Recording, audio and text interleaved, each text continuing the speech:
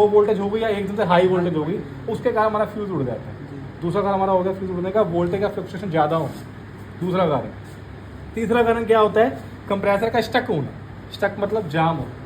जब हमारा किसी फ्रिज का या किसी एसी का कंप्रेसर स्टक होता है तो उस समय हमारा जो फ्रिज होता है, हमारा एसी होता है, वो नॉमिनल करंट से ज़्यादा एम्पियर लेता है। मतलब जो हमारे नॉर्मल करंट होते हैं, जो एम्पियर होते हैं, उससे ज़्यादा एम्पियर लेगा। जैसे मान लो ये हमारा फ्यूज 15 एम्पियर का है, तो 15 से 15.1 भी एम्पियर आएगा ना, तो हमारा क्या फ्यूज उड़ जाएगा। तो हाई एम्पियर में तभी आज हमारा कंप्रेसर स्टक होता है। तो तीसरा कारण मैंने क्या बताया, कंप्रेसर का जाम है। और मान लो तीनों चीज़ें सही है, शॉर्ट सर्किट भी नहीं हुआ और फ्लक्चुएशन भी नहीं हुई, कंप्रेसर में जाम नहीं है, लेकिन फिर भी फ्यूज उड़ गया। तो चौथा कारण क्या है, पीसीबी के अंदर कोई ना कोई फॉल्ट है। क्या फॉल्ट है? तो आपको क्या करना है, पीसीबी को निकालना है, जैक निकाल के पीसीबी किसको दे देनी, जो पीसीबी रिपेयर करता है उसको दे देनी है। अब वो जानेगा कि इसमें क्या फॉल्ट है। हमारा यहाँ तक आपको बताना था। अब आगे चलते हैं। ये आपको तब चेक करना है जब फ्रिज ऑन ना हो रहा हो। पहले चेक करना मेन लीड और फिर चेक करना आपको क्या, फ्यूज। यहाँ तक क्लियर हो गया? पक्का? आगे चलते हैं, आगे चलते हैं।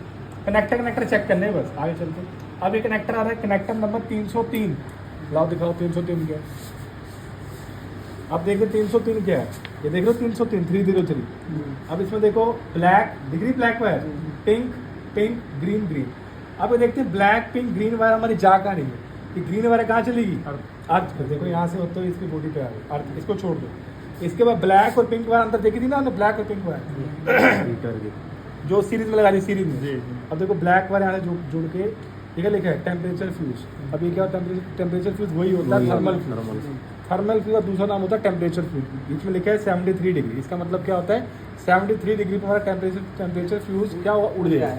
और देखो इसको सीरीज में, देखो सीरीज में जोड़ा ना, सीरीज में कहाँ जोड़ दिया, क्या लिखा है, डीप और हीटर। क्या लिखा है, और कितने वाट का हीटर है, 140 वाट का। इन दोनों को सीरीज में लगाया और इसकी दो तारें जाके कहाँ जोड़ दी, ब्लैक और पिंक पे जोड़ी।